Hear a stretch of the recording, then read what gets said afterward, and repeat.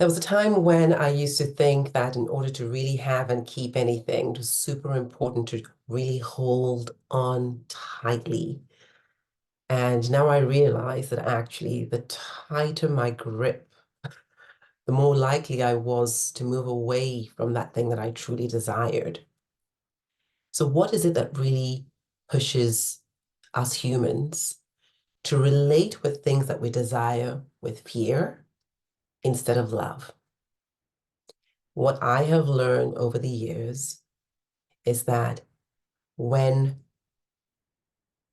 my identity is hinging on obtaining, achieving, doing, being seen as something, then I have given up my power. Can you relate with this? When you wanted that job so badly, you were going to do any and everything to get the promotion, for example. When you wanted the approval of your manager or your colleagues or just people in general so badly that you really had to be perfect at everything. Where this was actually getting in the way of your health because you were just exhausted. It was getting in the way of your relationships because you had no time. It was getting in the way of your well-being because where was the joy that you always had before you started on this track? And today I'm going to be talking about the power of letting go. If you truly desire something, and for some reason it's not really coming into your life as easily as you would have, then it may be that you get to release in order to receive. Some of the things that you may want to look at in terms of releasing, one of my favorites is the need to be perfect. The need to be perfect is actually underpinned not by a desire for excellence. I used to think so, but actually underpinned by shame. A shame that basically believes deep within that you are not enough. And if you are not enough, you're not enough to be loved. And so in order to be loved, you have to compensate by working hard, by achieving the impossible, by getting the next degree, by getting the next car, or whatever it is that makes you feel better about your worthiness. So the release of this belief, the release of this pinning your identity on something external that you have to do, is liberating in so many ways. It actually creates space for you to really show up as your true self, not who you think you need to be in order to get what you desire. Very different. Another thing that's really important to release is, I'm going to call it scraps. So sometimes we're holding on to something which is comfortable, which is not necessarily bad, but it just is not as big as our vision. So I remember when I used to be in the corporate world for 14 years, I had worked with the intensity of a Formula One driver and the dedication of a doctor on call. And it just started beginning to feel small, right? And I could have stayed. Pay was great. The perks were amazing. I was jet setting all over the world. I was living in Dubai in a beautiful apartment. Yes, there were many things that were comfortable. I knew the job inside out. And yet my soul kept saying to me, it's time, it's time, it's time to go. So I had to, in spite of my fear, in spite of my, I don't know what I'm going to do. I am not sure that this is going to work. In spite of all of that, I decided to step into courage. I decided to let go of the old, let go of the comfortable, let go of the known, and step into the unknown. Best decision ever. Since then, I have been on a journey not only inwards, but outwards. I am doing what I love the most. which is witnessing miraculous transformation in the lives of the women I get to work with and seeing how that impacts not only their lives, but the lives of so many other people they interact with. If I had stayed in my cushy corporate job, yes, it may have been more comfortable. Yes, it might have been more, let's say, stable financially for a period, but I would never have really known the joy and the aliveness and the authenticity of truly stepping into who I am, what I love to do, and what brings so much joy and impact into the world. And so, in order to receive, in order to step into your destiny, it is important to release the old. The old may be good, but good, some say, is the enemy of great. Letting go is one of the most liberating things. So letting go could be, as I said, letting go of a situation.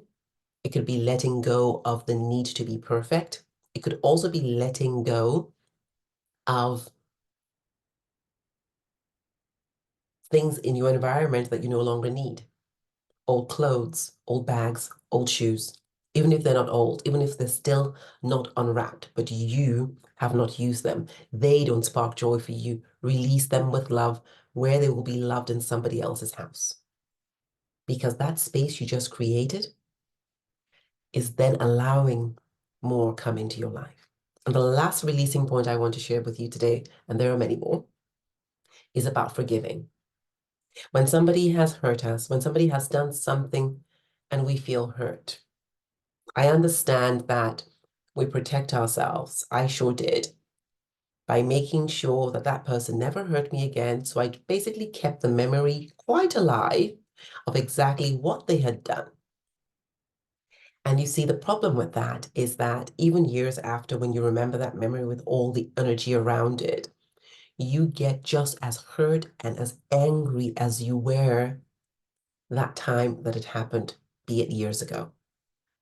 You are the one who's hurting. Your vibrational field is the one that is being lowered. They may have no idea what you're up to. They may not, may have even forgotten the incident. And so it is your responsibility to forgive. It has no, there is no need for the person to apologize if they don't want to. There's no need for them to even acknowledge what they did. Because in the end, forgiveness is about you choosing to put down the hurt and hopefully see the wisdom, see the grace in that experience for you. Where is the gift? Letting go clears your heart in this way. It opens you up to joy, to love, to money, to health.